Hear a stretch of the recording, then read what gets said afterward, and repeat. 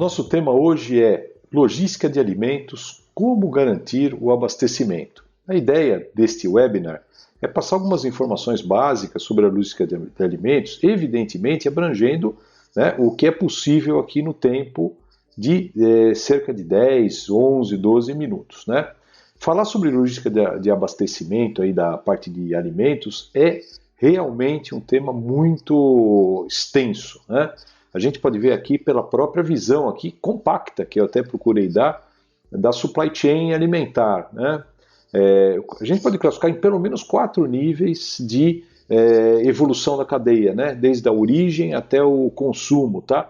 De forma muito simplificada, né? O primeiro nível é a lavoura e a pecuária, né? É onde você extrai o alimento da natureza de uma forma geral.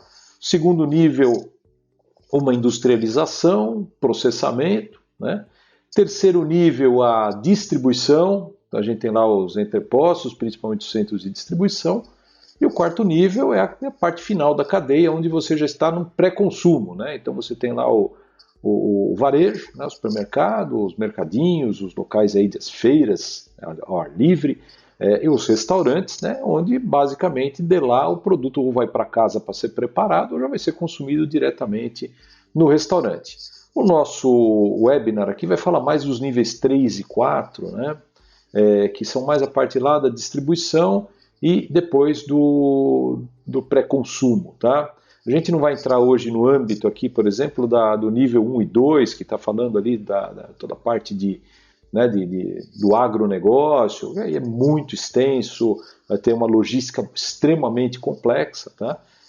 Que envolve toda a parte de grãos, né? Então silagem, o transporte em diversos modais, aí, desde o rodoviário, com os grandes veículos, até passando pela ferrovia, passando também pelo transporte aquaviário, né? As chatas e tudo mais, né? A gente não vai entrar muito nesse nível e muito menos ali também na industrialização, onde tem características específicas, né, dos alimentos, tem uma logística interna muito forte dentro das indústrias de alimentos, tudo regido pela Anvisa, evidentemente, mas a gente vai falar mais de nível 3 e nível 4. Tá? Falei de Anvisa, né, então é importante a gente destacar que a Anvisa está dentro de toda a cadeia alimentar, evidentemente é que regula, né, a Agência Nacional de Vigilância Sanitária regula a cadeia alimentar, principalmente na ponta, né, na ponta ali, níveis 3 e 4, muito fortemente, né? E aí com todas as suas resoluções, né? Toda a parte de legislação também envolvida, né? Temos várias resoluções aí, não vou entrar agora em detalhes, mas tanto para a parte de armazenagem como para a parte de transporte, destacando no transporte, né? Principalmente os alimentos perecíveis, né? Praticamente todos os alimentos têm um grau de perecibilidade, né? Alguns são perecíveis muito rapidamente, né? O caso de laticínios, produtos in natura mesmo, né? O hortifruti e tal, muito rapidamente ele perece, né? Ele perde a característica, né? E outros que duram mais, né?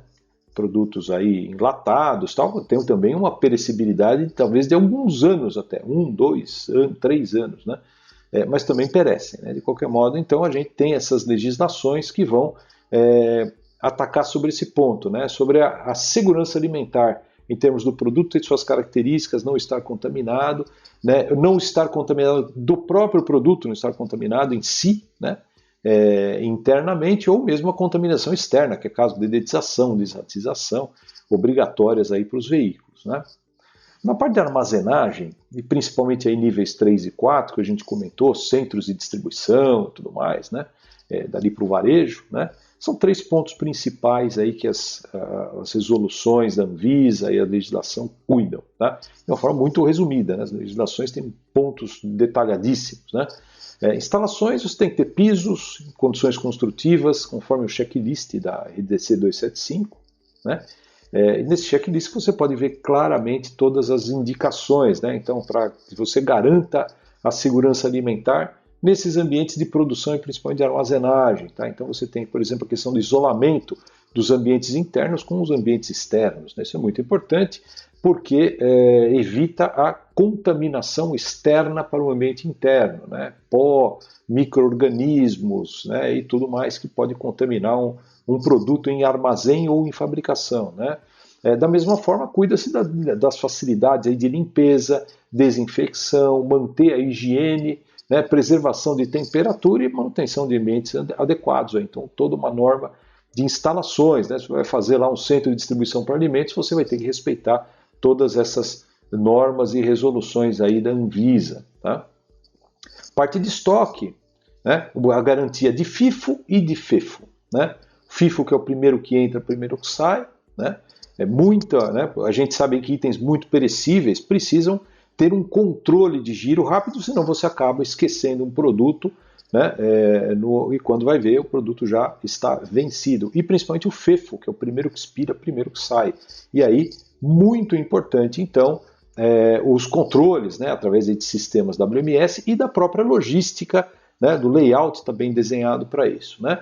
E áreas de separação e picking, que tem que ser também áreas específicas. Né? Não adianta você usar o próprio estoque de fundo, né, o estoque grosso, para fazer picking, tem muito manuseio, muita separação de produto, né? A questão de separação tem muita movimentação e, evidentemente, é importante que isso fique separado. A própria Anvisa recomenda essa separação também. Tá? Aqui a gente tem uma foto de armazenagem que considera, por exemplo, a questão lá do FIFO. Né? Essa é uma foto do armazém da Broto Legal, fará daqui a pouquinho aí a palestra, meu grande amigo Arlaza, né? Vai falar um pouquinho aí sobre justamente a Broto, né? Onde lá fizemos um projeto alguns anos atrás, né? Com essa estrutura dinâmica. Né? O arroz é um produto que gira muito rapidamente e obviamente precisa ter um estoque adensado, né? O volume é muito grande de produção e de expedição. Né? Então, uma estrutura ideal, por exemplo, para uma logística que vai juntar todas as características aí recomendadas. Né? Além disso, nós não podemos esquecer que dentro daquelas características de armazém, a gente tem que preservar, né, o produto, evitando situações aí em relação a riscos biológicos, químicos, né, e também a questão dos riscos físicos, tudo isso precisa ser tratado adequadamente. Né, agradeço aí ao Antônio Rezende, tirei isso aqui de um artigo aí do Rezende, que está no site do IMAN, inclusive tem um link aí, né? Rezende, nosso gerente da divisão de logística, escreveu esse artigo, que é uma referência aí para armazenagem de alimentos, né, na logística de alimentos. Né. Parte de operações, podemos destacar manuseio, ambiente de armazenagem e preservação no transporte. Né. Manuseio, os cuidados especiais, porque manuseio é onde você pode contaminar o produto de uma forma muito fácil. Né? Então, EPIs, equipamentos adequados, isso lá no centro de distribuição, né, na parte de abastecimento dos supermercados, né? No próprio transporte também.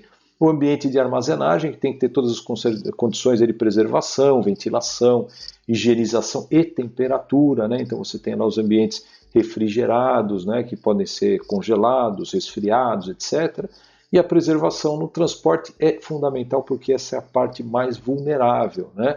Na hora que você tira o produto do armazém e coloca ele em transporte, ele passa a ter muito mais riscos quanto à sua conservação, né? Justamente porque você tem muita movimentação, ambientes de mudança de temperatura, abertura e fechamento de porta. Então, uma série de situações precisam ser tratadas até mesmo em questão do descarregamento automático. Né? Na parte de transporte também temos duas vertentes, né? Principalmente ali no final da cadeia. Os alimentos industrializados, que a gente comentou, né? Então, enlatados, né? Produtos aí que são manufaturados, macarrão, bolacha, né? Todos esses produtos aí, temperos, tudo isso aí é industrializado. E tem os in natura, que são os hortifrutis, as verduras, né?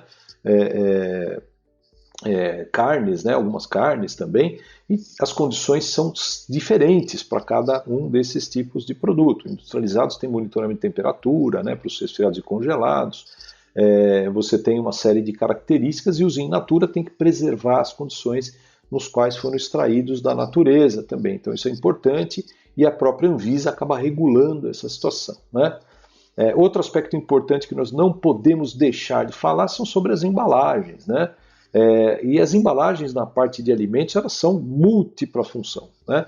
Um pouco exposição, né? Então, o alimento está lá na sua embalagem primária com exposição, tal. Aquela embalagem também serve de proteção, e muitas vezes ela também serve até mesmo como uma embalagem de transporte, dependendo do caso, se bem que Normalmente as embalagens secundárias fazem esse papel, aquelas que você coloca as primárias dentro, né? A embalagem primária é onde você tem um contato direto com o produto, além dos unitizadores, embalagens de transporte, pallets, racks. É muito comum abastecer um supermercado com aqueles carrinhos, né, que já fazem um transbordo muito rápido, né?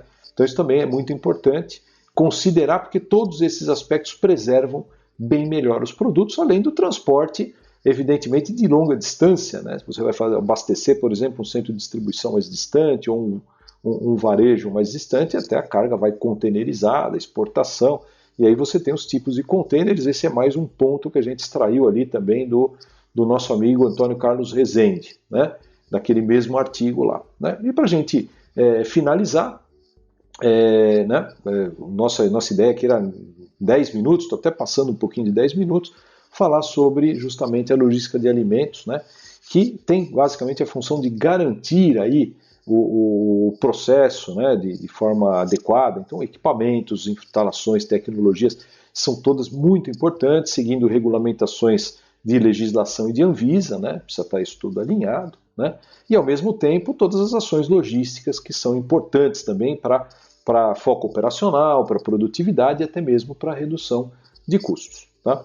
Estarei à disposição então aí para responder as perguntas. Agradeço aí mais uma vez a oportunidade e seguem os meus contatos. Muito obrigado a todos.